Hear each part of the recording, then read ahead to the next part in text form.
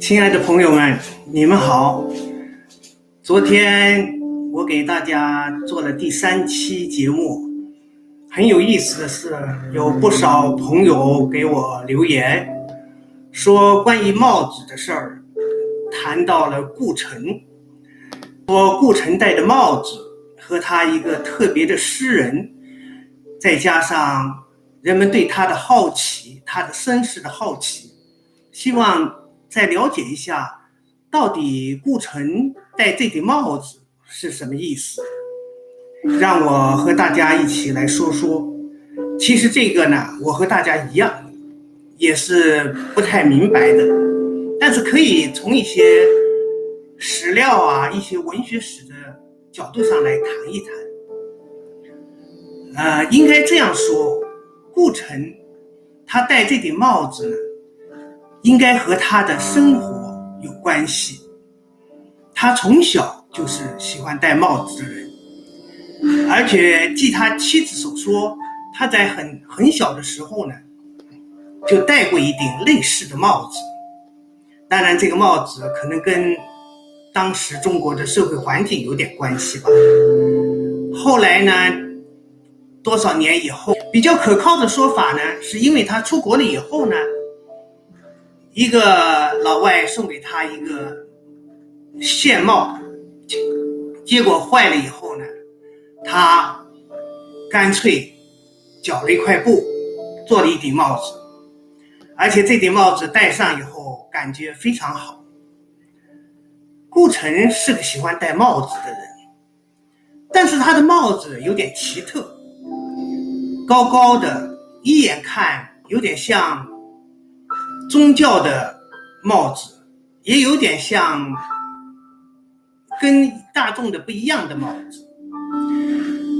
为这个事儿呢，曾经有些小故事。据说有一个美国人，他叫这个温伯格，曾经在唐人街邀请他和他妻子吃饭。吃饭的时候呢，第一句话问的他就是，为什么你要戴这顶帽子？像我在国外很多年的人，说实在的，如果是顾城戴着这样一顶帽子来到我们蒙特利尔，我同样会问他，你怎么会戴一顶这样的帽子？顾城就说，因为这顶帽子就像把我的脑袋保护起来，像一个城一样，那么能够保证我自己的思考不外露了，不跑出去了。他像这样解释。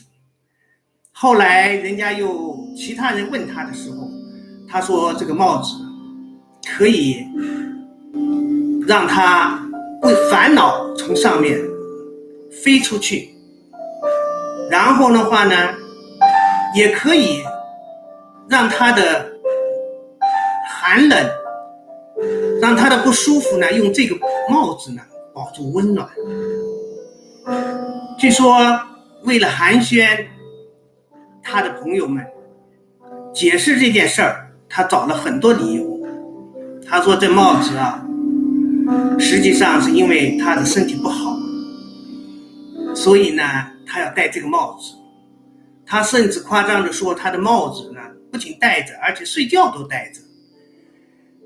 不仅如此呢，这个帽子呢，他还说，因为有了这个帽子呢，他有一种没有离开故乡的感觉。从这方面呢，我觉得倒还是有点真。因为他说他离开了自己的国家，这个帽子就像个城墙，保住了他的脑袋。言下之意就是说，把他的文化和他的很多想法保留下来了。这样子呢，他能够在不受外面的干扰的情况下来思考，来批判，来进行自己的文学活动。我想起这个中国有一个著名的文学家沈从文，他曾经说过一句话，他说凡是那些聪明透顶的人，都有他们自己独特的一些行为。如果是这样说来呢，我觉得顾城戴帽子这件事儿，可能就跟他这个天才的诗人跟人家不一样的想法有关系。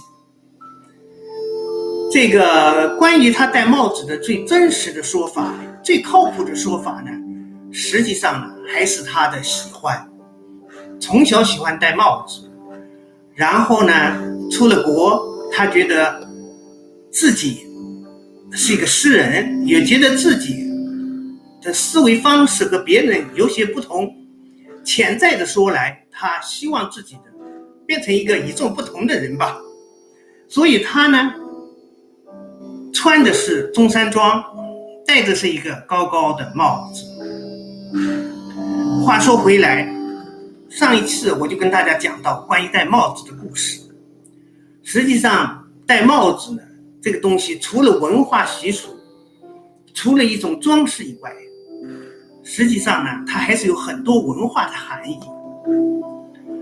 美国有一个非常出色的有名的编剧，一个传奇的人物他的名字叫帕金斯。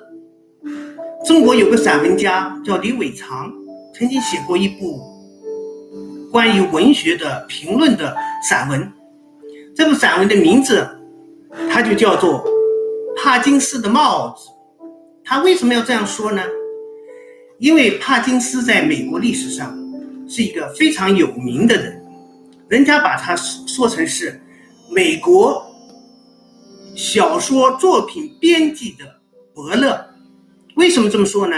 就是因为他的一生做了很多的编辑，包括海明威的作品他也做过编辑，而且他的编辑，他的行为非常的独特。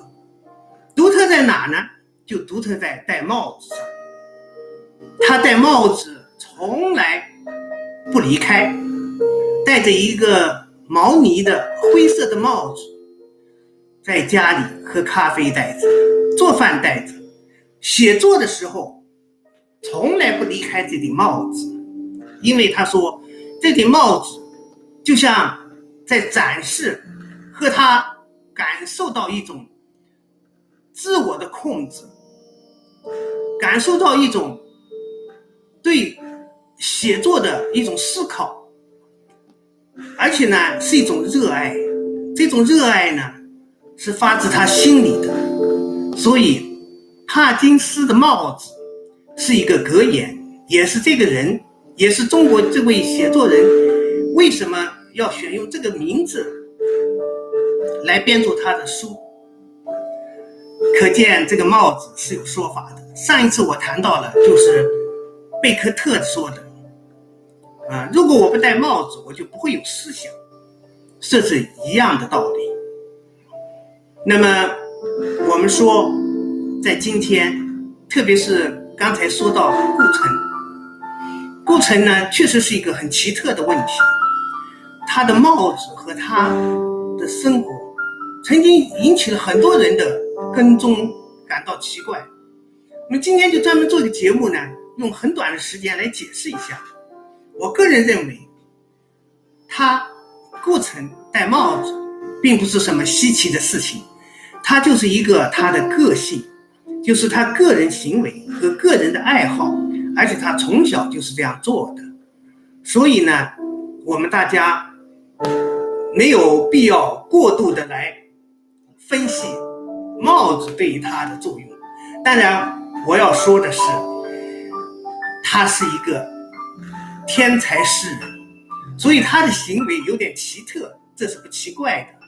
而且他的想法，他是不是把这个帽子戴在头上而产生的那些诗意，那些想法，那些代表他个人的哲学的一些理念，这个没有太多人研究，我相信会有的否则他为什么对这个帽子那么感兴趣呢？对吧？他有一首诗歌，我记得叫做一座最小的城。他这首诗歌大概有这么几句，我印象当中好像是这样说的：我有一座最小的城，没有杂乱的市场，没有众多的居民，冷冷清清，清清冷冷。这首诗当然这没有完，但是这首诗给我的有个启示。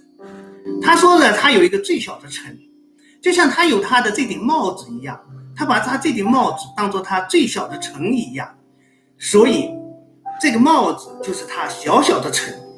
他在这个小小的城里静静的轻轻的思考着自己，把自己成为这个城里边的一个独特的孤独的个人的这么一个人。所以这就是我今天简单说的这个。亲爱的朋友们，欢迎你们继续为我点赞，继续支持我。我每一期都会给大家讲一些非常有趣的事儿，跟文学有关，跟文化有关，跟移民有关，跟我们这些漂泊海外的作家有关。谢谢你啊。